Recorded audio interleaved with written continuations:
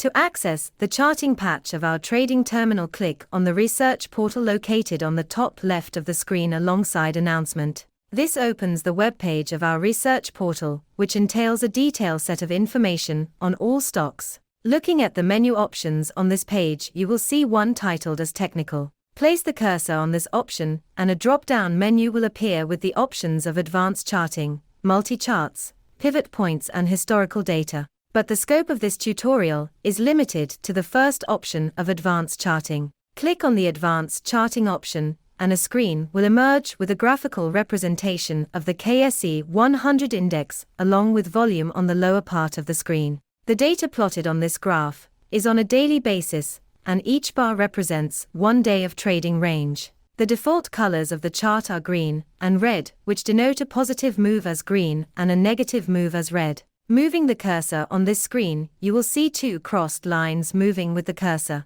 These lines are called crosshair, and wherever the cursor is placed, these lines intersect to define the location of that point, with the price level on the right side y-axis and the date on the bottom x-axis. Moving to the top left of the chart, you can see 7 menu options starting with CLSA 100. If you take the cursor on this option and left-click, the other 6 menu options disappear, and now you can type in any listed company name or symbol that you prefer to view on the chart. Once you type in the name or symbol, a drop-down menu option will appear listing the relevant search option that you have typed. Either you can select and left-click on the options available, or simply type the symbol if you know it and press enter. This will immediately remove the CLSA 100 index data from the chart and replace it with the script that you have just selected. We will enhance your learning on using the charting feature with further tutorials.